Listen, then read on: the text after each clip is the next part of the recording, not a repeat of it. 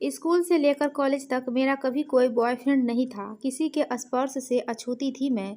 किसी को कभी टकटकी लगाए अपनी ओर देखते नहीं देखा। घेरा बनाकर सहेलियों के बीच होने वाली फुसफुसाहटों में कभी मुझे शामिल नहीं किया जाता था। वे मुझे एक नीरस बिना प्रेम के रसहीन लड़की मानती थी। उन्हें भी मेरी तरह लगता कि कोई मुझसे प्यार नहीं कर सकता।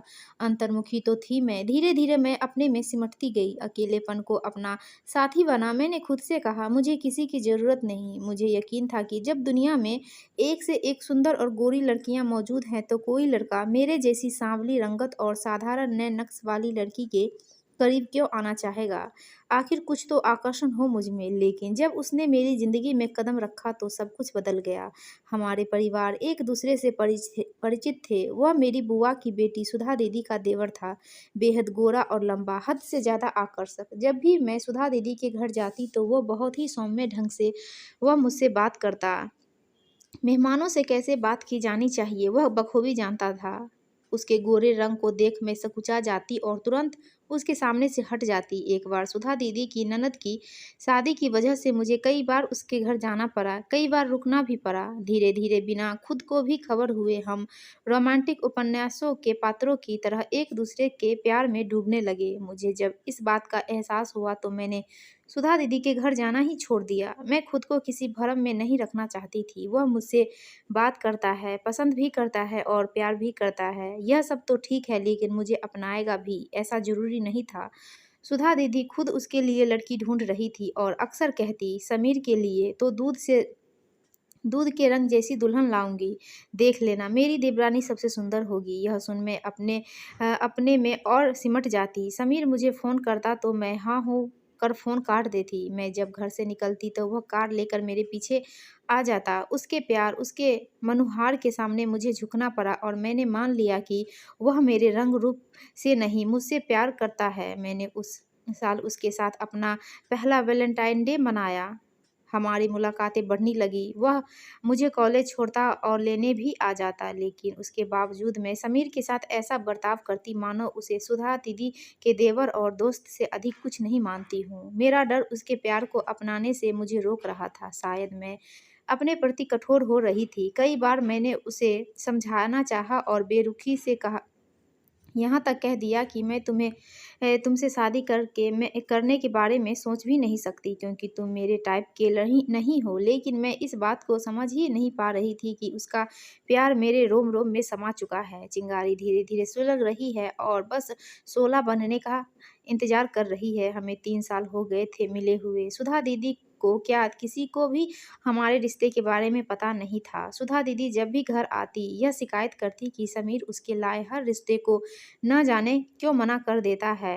एक से एक हूर की परी की फ़ोटो दिखा चुकी हूँ, पर कहता है अभी शादी ही नहीं करनी है। न जाने उसके मन में क्या चल रहा है। डरती हूँ कि कहीं किसी के प्यार में न पड़ जाए। सुधा दीदी की बातें सुन मैं और सहम जाती। जब उन्हें सच पता चलेगा तो न जाने कैसे रिएक्ट करे।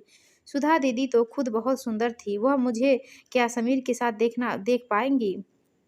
अगले वैलेंटाइन पर समीर ने मुझे फूलों के साथ एक नेकलेस भी दिया। मेरे गले में पहनाते हुए वह बोला, अंजलि, यह नेकलेस मैं अपने रिश्ते को एक नाम देने के लिए तुम्हारे गले में पहनाना चाहता हूँ। तुम्हारे साथ जब भी होता हूँ तो मैं कंप्लीट महसूस करता हूँ। अब तो मैं तुम्हारे डर को समझ चुका हूँ, पर यकीन मानो तुम्हारे रंग रूप को लेकर मेरे मन में कभी कोई ख्याल नहीं आया। बस तुम मुझे अच्छी लगती हो और धीरे धीरे मैं जान गया कि मुझे तुमसे प्यार हो चुका है। तुम भी अपने खोल से बाहर निकल आओ। क्या इसी को प्रेम कहते हैं। बैकग्राउंड में कोई संगीत नहीं बज रहा था। हवा में कोई रोमांस नहीं घुला था। ना ही मेरे बालों की लटें झूलती हुई मेरे माथे पर आ रही थी। ना ही धूप की किरणें धरती पर अठखेलियां कर रही थी। ना ही पेड़ की शाखाएं मेरे ऊपर फूलों की बारिश कर रही थी। कोई लहर बलखाती सागर में नहीं मिल रही थी। बस मेरा दिल धड़क रहा था।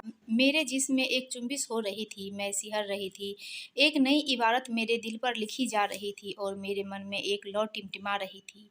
मैं प्यार महसूस कर रही थी, पर उस पल मैंने कभी नहीं सोचा था कि समीर के साथ अपना पूरा जीवन बिताऊंगी। जब हमने शादी करने का फैसला किया तो जो सोचा था वही हुआ। विरोध किया उसके परिवार ने। मेरी सुधा दीदी भी खुश नहीं थी। मेरा रंग, मेरा रूप तो आरे आना ही था। मैं इतनी खूबसूरत नहीं थी कि किसी गोरे आदमी की दुल्हन बन सकूं। मेरा डर फिर मेरे सामने आकर खड़ा हो गया, मानो मेरा मजाक उड़ा रहा हो। मैंने समीर को बहुत समझाया लेकिन वह नहीं माना। उसने कहा कि वह किसी और से शादी नहीं करेगा। उसे देख मैं भी उसका साथ देने को तैयार हो गई।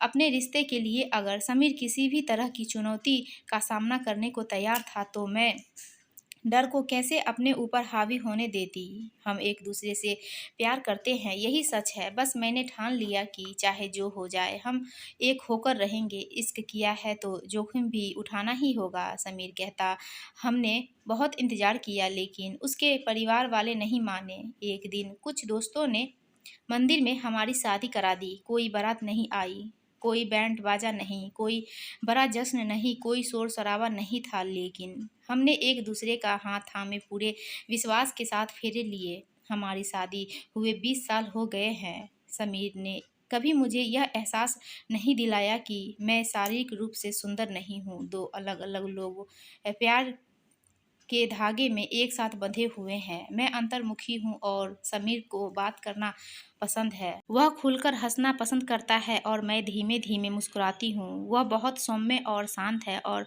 मुझे गुस्सा जल्दी आ जाता है। कपड़ों सहित किसी भी चीज़ में हमारी पसंद मेल नहीं खाती, लेकिन फिर भी हम साथ हैं। दो विपरीत लोग होते हुए भी एक दूसरे पर जान छिड़कते हैं। हम एक दूसरे का बहुत सम्मान करते हैं और कभी एक दूसरे को जज नहीं करते। फिर भी हम हर समय जुड़ा हुआ महसूस करते हैं। इस एहसास से बड़ा कोई सुकून नहीं कि कोई हर समय मेरे साथ है, कोई हर समय मेरे बारे में सोचता है। ऐसा कोई है जो कभी मेरा साथ नहीं छोड़ेगा। प्यार करना मुझे समीर ने ही तो सिखाया और खुद पर यकीन करना भी। सच प्यार बहुत खूबसूरत चीज़ है। उसे ना तो रंग रूप से तौला जा सकता है और ना ही धन संपत्ति से।